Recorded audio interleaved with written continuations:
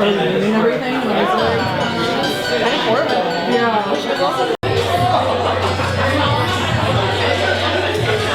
I'm gonna look at my notes. I think that's fine. They'll know you're not texting. Yeah. Okay. But now I feel a little jealous. I'd be looking at my phone. So. My name is Tina, and I will be one of the facilitators tonight. Hi, my name is Boaz, and I'll be also one of the facilitators tonight. And we're with Answer Coalition Philly. Answer Coalition is a national organization dedicated to building the anti-war movement in the US. Answer is an acronym for Act Now to Stop War and End Racism. So we're kickstarting this May as what we dub Asian Anti-Imperialism History Month with a political teach-in on the 1980 Gwangju Uprising. By raise of hands, how many of you are familiar with the event? Okay, we got a few. Cool. All right, so the Gwangju Uprising was a mass rebellion in South Korea where workers, students, and just regular everyday working people rose up against the US-backed military dictatorship. This three-part series explores the powerful legacy of resistance that shaped the Asia-Pacific in the late 20th century, beginning with Gwangju and expanding into the broader anti-imperialist struggles that ripple through the region later on. So we're gonna start with the political teach-in today, and then on Sunday, on the 18th, we'll be showing a Korean movie called A Taxi Driver, and that's also gonna be at this location at Bach. And then to wrap up this month, we'll be doing a political forum called From Palestine to the Philippines to Korea, Build International Solidarity, and we'll go over these events a little bit more later on. Cool. So thank you again for joining us tonight and commemorating the 45th year of the Gwangju Uprising to honor the past and also confront the political crises of today. How can we apply the lessons of Gwangju to our organizing today? In December 2024, South Korea's US-backed President Yoon Suk Yeol was impeached for an attempted right-wing coup. This victory would not have been possible without the mass resistance from South Korean workers who rose up against threats of military rule and authoritarianism. Here in the US, we face a similar assault on our democratic rights as students are brutalized and arrested for protesting genocide, immigrant communities are ripped apart by raids and deportations, and workers punished for organizing against growing state violence. And at the root of these struggles is a capitalist system enforced by militarism and imperialism that prioritizes profit over people. So May is a month of study, of action, and of resistance. Let's deepen our commitment to build international solidarity and collective power here tonight.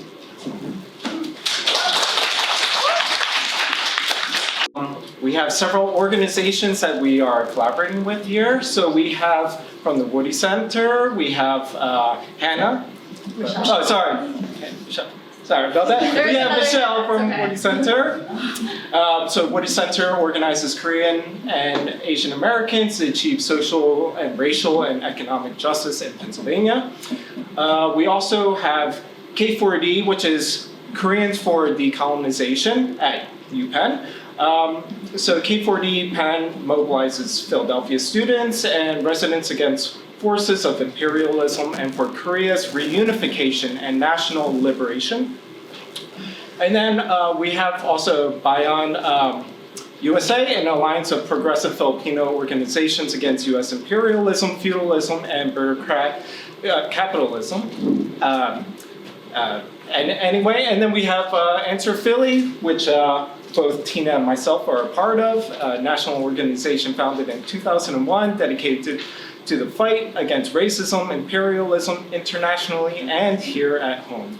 And then we also have a couple other organizations that are co-endorsing this event. So Democratic Socialists of America, we have Noreto, and also the PSL, which is the Party for Socialism and Liberation.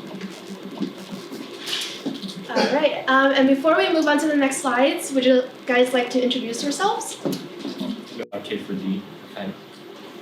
I'm also from K4D. My name is Ellie. I use they, them pronouns. And I'm a first year graduate student at Temple, actually.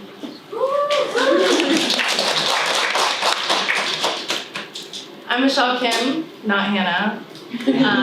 Sorry about that. No worries.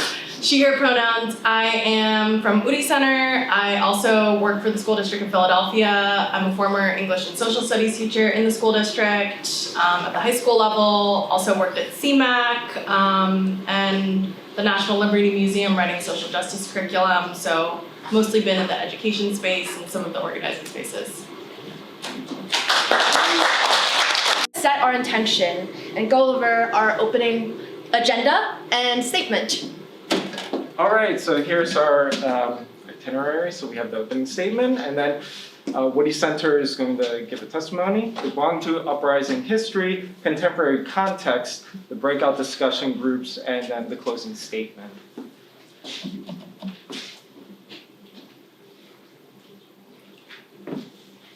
So, as I mentioned, this May, Sorry about that. I forgot about this. So go for it. This May marks the 45th anniversary of the Gwangju Uprising, a defining moment in the global struggle against capitalist dictatorship and US imperialism. For decades, US imperialism has blocked Korea's path to peace, reunification, and self-determination. Through constant military escalation and political interference, it has kept the peninsula divided and denied the Korean people the right to chart their own destiny. Yet, across generations, the Korean people have resisted, from anti-colonial fighters to student organizers, labor unions, and the diaspora communities. Today, working people and students from Korea to Palestine, from the Philippines to Philadelphia, still fight against state violence, US imperialism, and economic exploitation. The struggle continues for all of us. There is a small but growing movement to revise the memories of Gwangju as its legacy becomes distorted by right-wing conspiracies and controversies. Our organizations maintain its working class history with this political teaching. We honor the working people of Korea, the US, and around the world as we continue the struggle hand in hand for a peaceful and dignified world.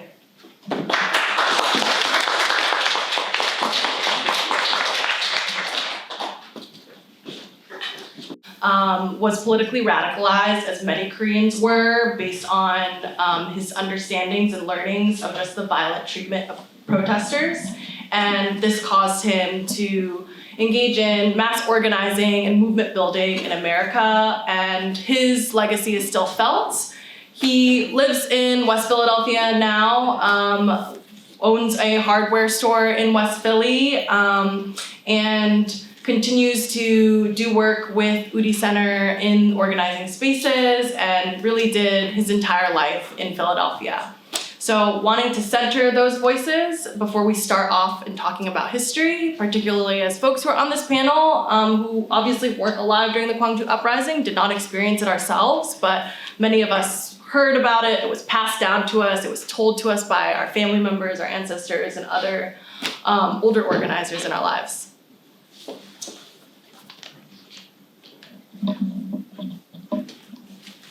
안녕하세요. 저는 필라델피아에 살고 있는 김경기라고 합니다.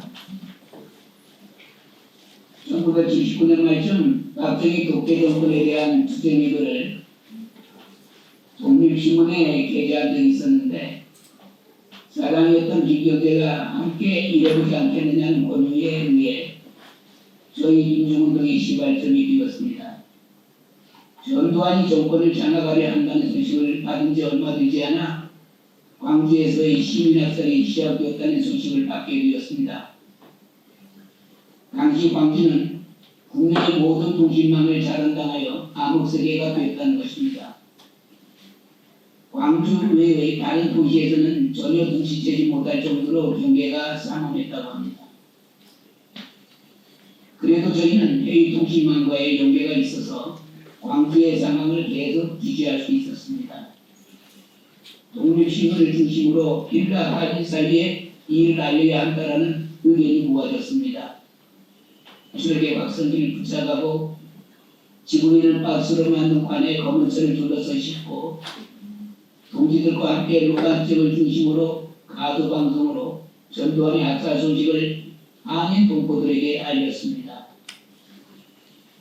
각 한인마트와 식당 등에 포스터를 붙이고 필라델피아 자유의 종이 있는 독립광장으로 100여 명의 동포들이 모여들었습니다. 제가 성명서를 낭독하고 구호를 외치며 전두환을 처단하자고 분기탱천하였습니다. 지나가는 미국인들에게는 영문으로 된 전단지를 만들어 신군부 전두환이가 광주 시민을 학살하고 있다며 보험을 정했습니다. 보이스 아메리카에서 한국 소식을 받아 한국어로 번역하여 재방송했습니다. 며칠 뒤에 일본 아사히 TV, BBC, 독일 TV 등등으로부터 입수된 학살 장면을 담은 영상들을 캐나다 백인대학에서 편집한 영상과 함께 모아 고가 현신의 비디오 뒤에 있는 비디오 영상 보호소에 부탁하여 당시 VHS 200개, 소니 베타 100개를 복사하여 당시 광주 상황을 전혀 눈치채지 못한 국내 도시와 해외에 뿌렸습니다. 몇몇 분들에게는 부탁하여 JF 케네디 공항까지 가서 광주 학살 영상을 국내에 알려달라며 한국으로 출발하는 승객들에게도 나눠드리고 운동권과 국내 시민사회 용편으로 보내드렸습니다. 그 영상을 보시던 분들이 너무 잔혹하여 보시기 힘들다고 하여 일부는 없애버리기도 하였습니다. 몇 년 전 한국에서 떠돌던 영상들을 보니 우리가 보낸 영상들이 다수였습니다. 저는 광주 민중항쟁을 계기로 각성하여 민주화 운동에 뛰어들었고 반전, 반핵, 평화운동, 환경운동, 인권운동, 통일운동을 함께하게 된 이유이기도 합니다. 벌써 45년째가 되는데도 저는 당시 전두환의 광주 시민 학살을 결코 잊을 수가 없습니다. 끝으로 광주의 영웅들이 하늘 되새기며 대한민국이 민주공화국임을 세상에 증명합니다. 민중이 주인인 대한민국, 또한 민심이 전심이라는 동학사상 부세에 길이 남겨야 하겠습니다. 감사합니다.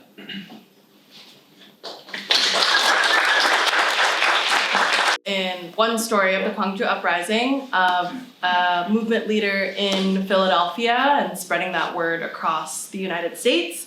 Just want to talk a little bit about the Gwangju Uprising, its history, and some of the events leading up to it. So we have some foundation before we, which we showed later in our agenda, get to talk about in small groups kind of what this means for today and how that's influenced movements really across the world. So before we talk about the uprising itself, we really have to talk about the president prior to Chun Doo-hwan, who was the leader during the Gwangju Uprising, which is President Park Chung-hee. President Park Chung-hee was a military dictator who ruled for 18 years, from 1961 to 1979. He established the Yushin Constitution, which removed all term limits for presidents and allowed him to indefinitely rule.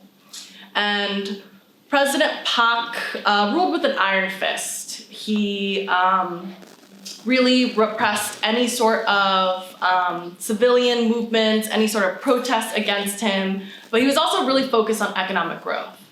He was a capitalist president through and through and really focused on industrialization, on growing the economy. And when looking at his regime, there were many Koreans who came out of poverty, but as many capitalist regimes happen, there were many more people who were left behind. And with President Park in particular, he had a regional bias. His political rival was from Gwangju, from the Honan province, and he caused a lot of mass inequities across Gwangju because of his regional bias and his threat by his political rival, where 95% of the people in Gwangju voted for his rival. And in 1971, when there were elections, he rigged those elections to make sure that he won and his rival did not. With that, he continued that bias, which spread to Samsung, which most of us know, one of the largest companies in Korea, would not hire anyone who lived in, or anyone who graduated from a Gwangju university. They did not establish any major factory plants in Gwangju because of this regional bias. And Gwangju factory workers would get half the wages of people in Busan or Seoul, which are major cities in South Korea. So with that, we have also 25 universities in Gwangju and over 700,000 university students. So if you imagine that, that's a lot of students in this region who are disgruntled, frustrated, and know that President Park is not going to bring them any sort of future. That leads us to the Busan Masan uprisings that happened during President Park's regime.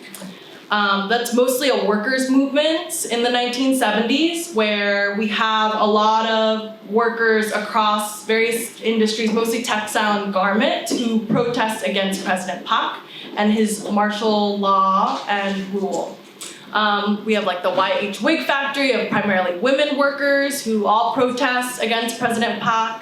And with that, as I said, President Park rules with an iron fist, so he brutally cracks down on those protests, shuts them down, and it causes mass violence against these protesters. Part of that context is because what ends up happening is President Park gets assassinated. And we may think that he would obviously get assassinated by all of these people who hate him, by these protesters. However, he actually gets assassinated by his very close confidant and friend, who is the director of the KCIA, when they have a dinner with other high-up military officials, other government officials, and they have a disagreement of how to treat the Busan Masan protesters. President Park largely blames the KCIA director, Kim Jae-gyu, for the protests happening, and Kim Jae-gyu fights right back and says it's not the protesters' fault that you're such an unlikable president. This results in a big disagreement, and eventually people don't know what exactly happened, but Kim Jae-gyu pulls out a gun and shoots and assassinates President Park. It's reported that President Park went as far to say that 6 million Cambodian people died at the hands of the Cambodian government. What difference does it make for a few million Koreans? James. Okay. So that was how he ruled, and that led to his eventual assassination. With that, as you can imagine, there is a huge political vacuum now that President Park was assassinated. And there's also a lot of hope at the time. Post his assassination, there's something called the Seoul Spring, where there are mass movements of democratization, of students, of workers, who fight to end the Yushin Constitution and who really push for democracy in Korea, wanting to take advantage of this moment now that this military dictatorship has been assassinated.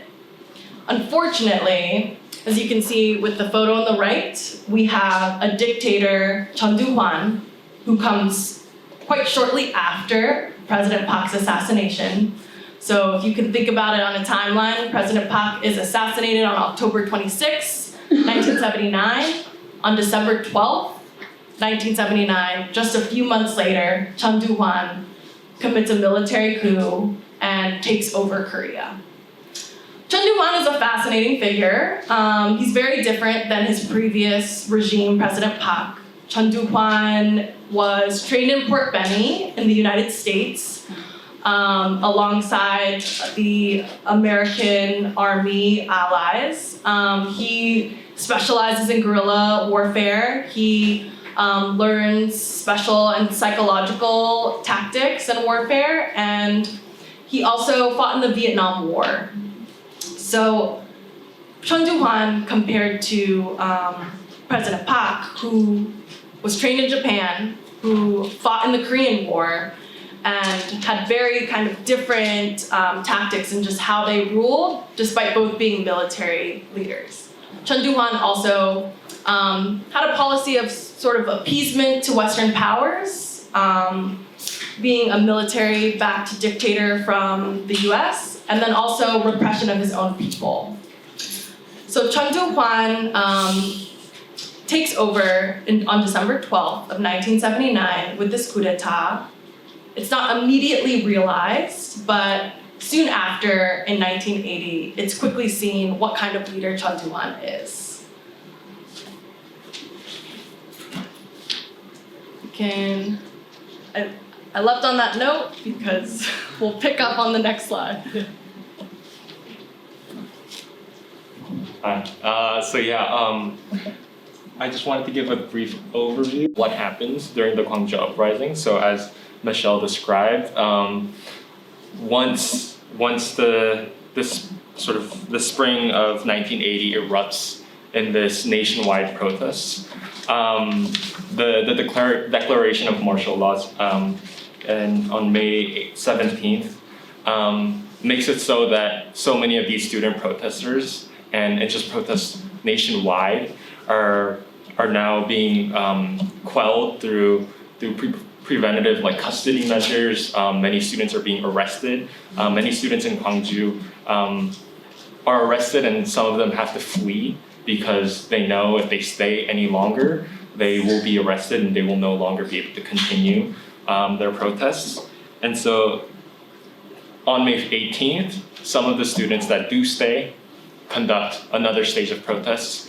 And at this point, the government decides to deploy its paratroopers, right? So it's not just the police quelling these protests, but it's military personnel coming into Gwangju. And when this happens, the protests unfold in a way that was unseen in the spring, even though those protests also ended in such violent fashions. At this point, the paratroopers, the violence they unleash to just about any citizen that's out on the street, regardless of if they are a student protester or not, is so indiscriminate and it's so brutal that the people of Gwangju no longer feel that they can just let this go, right? And so you have all these people from Gwangju who are not at all sort of politically active or inclined, seeing all these people being slaughtered on the streets and saying, we need to save our youth, we need to save our people, right? And so they come in, people who are unprepared, unarmed, and just bringing whatever they can to resist against these paratroopers until they form their own, spontaneously, own civilian militia, civilian army, and drive out the paratroopers after a couple days of conflict. And then this leads to another set of days in which all the paratroopers are driven out, all the state power sort of personnel are driven out, and the Gwangju people are ruling amongst themselves in sort of their own liberated zone that they form in protest of what's going on, and really just trying to protect their own people, protect their citizens. And so that sort of goes on from until May 27th, which is when the paratroopers then come back in, and this is also done with U.S. backing, right? The U.S. government approves of this action, and then they conduct a citywide massacre in which, as the message was said a couple of slides ago, they completely shut down all forms of communication, all forms of media, in order to conduct this massacre in silence. And so that's how sort of the Gwangju Uprising is quelled by, violently quelled by the state government. 100 to a couple thousand people who were murdered at the hands of the Chun Doo-hwan government. And again, we do also want to highlight the process, the period of the liberated zone and the participatory democracy that was formed when the paratroopers were driven out, right? The Gwangju people were able to reimagine the kind of world that they were fighting for, right, during this period, in which not only were they, vocally protesting for democracy, but they found one themselves after resisting against the indiscriminate violence of the paratroopers, driving those forces out by themselves, and again, creating their own form of democracy, in which, as we saw in the previous slide, there were hundreds of thousands of people coming in every day to do a citizens rally in which people would come to the citizens, I think People's Plaza is what it was called, in which people would come out and talk about why they're here to support their people, how they feel they should continue operating the city. People in Gwangju, a bunch of people would just sort of share their resources, make sure everyone was fed, make sure everybody was doing okay. People were cleaning the streets by themselves, unprompted, right? These people were really trying to make sure everybody was safe, everybody was protected, and they realized that, you know, it was amongst themselves that they could protect each other. Yeah.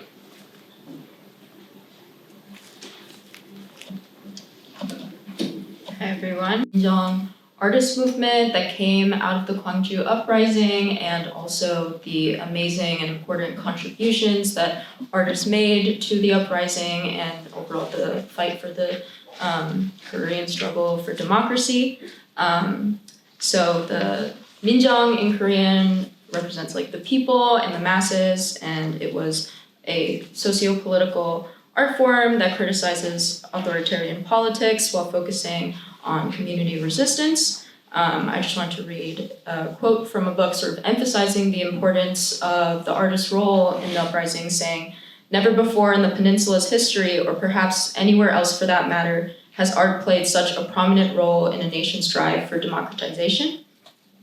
And this was a group of artists who were working in so many different ranges of mediums. There were people working in literature, in poetry, in video work, in painting, in printmaking. And to echo something that June said, particularly with the printmaking medium that is very beautifully shown here.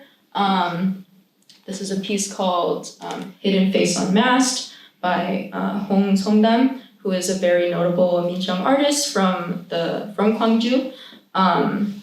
Who there's a couple of his wonderful and beautiful works throughout this presentation. The printmaking medium specifically was something that could be obviously mass-produced, and because of that, it was sort of the way in which the art was made was representative of the philosophy of Minjeong, saying that this is art for the masses, and they were shared in a way that,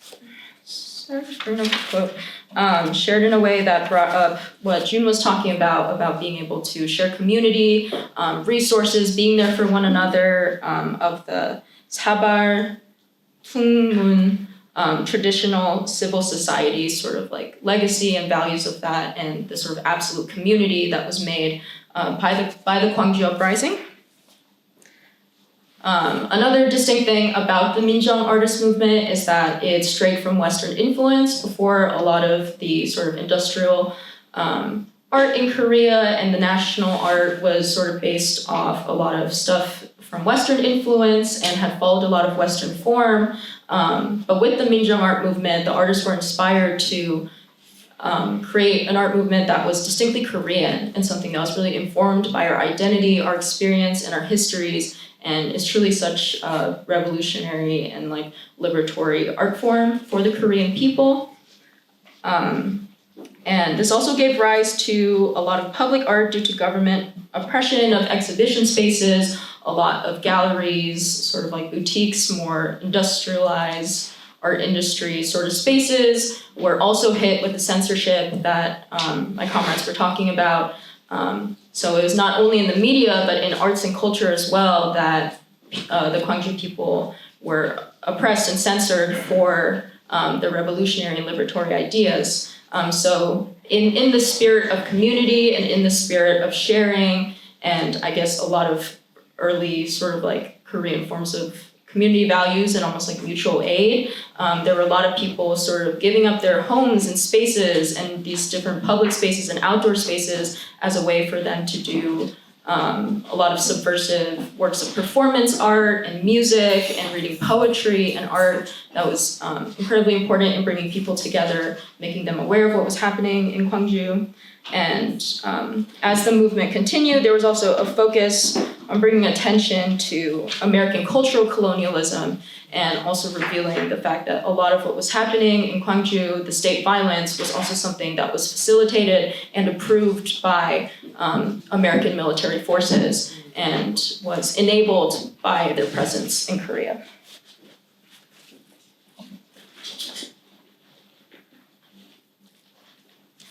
And just to give a little contemporary context for how Gwangju is remembered in contemporary Korean media and arts today, these are two of so many different examples of different ways that the Gwangju Uprising has been remembered and shown in contemporary Korean cinema. One of the works being the movie that we're actually going to be showing as a part of this series, A Taxi Driver. And then also I have a screen cap of Peppermint Candy up there, directed by Lee Chang-dong, which features it's a very iconic film and a very iconic story about the way that there was this sort of like nationalistic trauma that was produced for a generation of Korean men who had to be in the military and forced to like be against their own community and their own people. And they're two great movies. I really recommend them. Please come watch A Taxi Driver. And I also wanted to mention that the Minjung movement hasn't stopped, and its legacy continues in the Gwangju area today. The Gwangju area is really notable for its arts and culture. There was the start in the 1990s of the Gwangju Biennale, which is a huge sort of like global and internationally recognized art exhibition that happens. So Gwangju is still very present in art spaces today, and it was also made in commemoration of the Minjung artists and their importance to the Gwangju Uprising. But that's not to say that the Biennale isn't problematized by its relationship and sponsorships with the chaebol, which are the elite organization, people and organizations in Korea, such as like Hyundai and Samsung. And it's also problematized for its globalization perspective and its gentrification of the Gwangju area.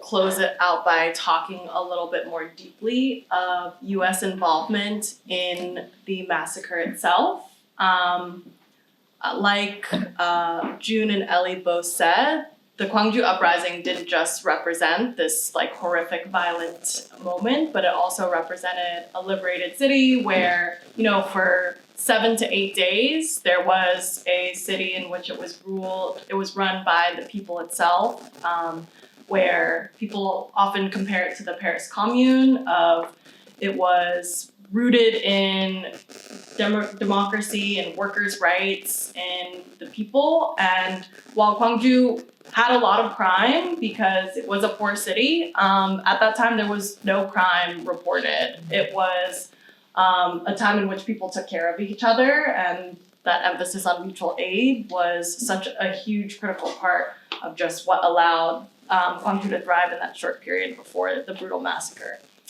And before we talk more about US involvement, wanted to ask a question. I'm gonna ask the Korean people in the audience to refrain from raising their hands because it'll skew the results a little bit. I promise this is the only time I'll ask that. Can I get a raise of hands of folks in the room who grew up learning about or hearing about the Tiananmen Square massacre? Raise of hands. And can I get a raise of hands of folks who grew up hearing about and learning about the Gwangju Uprising? Sorry, Koreans. You probably did. So I think that's by design, right? And that speaks a lot to kind of US involvement and the relationship of geopolitics and media coverage. Media coverage is largely influenced by geopolitics, and in capitalist governments, where our media is within that capitalist government, it largely serves to advance the interests of that government, right? And if it implicates the government, its ideologies, and the country itself, then we don't get that same media coverage. The Tiananmen Square massacre, which happened around the same time, it made sense for the US to cover it, right? And to cover it in a very particular way, to cover it as the Chinese government using brute force to crack down on protesters who were simply fighting against the evil of communism and socialism. Whereas when we think about South Korea, who was a political ally at the time, and our human rights friendly Jimmy Carter administration was backing a dictator, Chun Doo-hwan, and also backed Park Chung-hee, and also allowed the coup d'etat of Chun Doo-hwan to happen. US commander had operational control at the time of the Korea military, so they couldn't deploy their troops and take over with the secret society Hanaho, which I won't go into too detail, of military that Chun Doo-hwan had control over, which is what allowed him to take over. That just couldn't have happened without the blessing of the US. So they continued to back Chun Doo-hwan, his coup d'etat, and then eventually the actual uprising itself when they deployed more and more troops. You could see by these quotes of, Secretary of State Cyrus Vance, cabling Ambassador Glaystein, says explicitly the US goals are to gain a maximum US share of economic benefits from economic relations with increasingly prosperous South Korea. So from that quote, you can also see how it's tied to capitalism. It's tied to the economic wealth of the United States that had already been benefiting off of the super exploitation of really the workers of South Korea. I'm gonna pass it to June to add on. Yeah, and I think it's really important to again think about the composition of the people participating in the Gwangju Uprising, who were the people really involved, and a lot of these people were people sort of in the lower, quote unquote, the lower rung of society, of Gwangju society, right? People, much of the people involved, for example, in the citizens' army were low-paid workers or people who were unemployed they were taking the time to again like actively resist and drive out the paratroopers and then be stationed across the city to make sure these paratroopers wouldn't come back in, right? And so it's also important again to note that like at the same time the way sort of the participatory democracy was able to be maintained was through also student activists that were few because of the arrests that had happened prior, but were able to stay there. They created their own fighters bulletin, which was kind of their own way, their own sort of newspaper that they then circulated throughout the city and made sure that like the Gwangju people wouldn't fall for the media, because the media at the time was portraying Gwangju as just a city of like crazy rioters essentially, and even some reporting that there were North Korean spies that infiltrated the city and had started this uprising, right? And rather than this coming from a set of protests from student demonstrators that just wanted democracy, right? So they had to fight that narrative, and to fight that narrative, these students came up with, again, the Fighters Bulletin, and just distributed it throughout the city. They then brought these people into these citizens' rallies, in which, again, in the People's Plaza, people were allowed to come, whoever, and demonstrate why they're here, why they support Gwangju, and why they will fight for the people. So it was just this coalition of student activists, of workers, just so many people in Gwangju that were really fighting to preserve their democracy.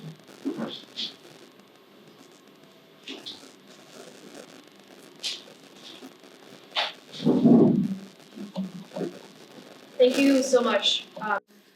There are so many similarities and parallels that we can draw from the uprising that we listened to today, that we can make to other struggles. The struggle for democracy still very much exists and is alive in South Korea. And at the same time, there is this active attack on the memories of Gwangju by Korean conservative forces. And what we're doing here is to not only strive to preserve the memories of Gwangju and celebrate its legacy, but to invite everyone here, each and every one of you in this room, to partake in the learning process and the preservation process, and to keep the memories of Gwangju alive, and most pressingly, to invite you to participate in getting to know who is doing this work here. I invite all of you to take the time to learn more about Gwangju on your own, but also to get to know the organizations that are represented here today, like the Woody Center, K4D, Answer Coalition, and see how you can get involved, see what similarities that you can draw from Gwangju to the struggles that you're seeing in your communities today. To name some of the ongoing global struggles today in Asia Pacific, we still see this constant attack on workers' rights across South Korea and across the Asia Pacific, as different movements struggle for democracy and self-determination. We're seeing this ongoing colonization and genocide that's happening right now of Palestinian people in Palestine. That's also happening right in the Asia Pacific. And we're also seeing an increase of US war threats and militarization of the Asia Pacific, and especially of the Asia Pacific oceans. In the United States here today, we see this Asian diaspora, this vibrant and robust Asian diaspora, building anti-imperialist and decolonization movements like the one that we're sitting in today. We're seeing increasing state repression targeting Palestinian solidarity movements. Answer Coalition, PSL, and some of the other organizations here are in an active struggle to fight for Mahmoud Khalil and what happened on Columbia University. And we're seeing massive, massive state repression because the state is afraid of people power and people's movement. And we're also seeing Trump and his administration and racists continuing their attacks on immigrant rights, including Korean immigrants, including Vietnamese immigrants, Sudanese, Ethiopian people living right here in Philadelphia. We're seeing those attacks affect our communities today. And all of this is to say that there are so many attacks on our democratic rights that are happening as we speak, that it is of our utmost priority to get involved and to learn how to stand with each other and what we can do together in order to fight back.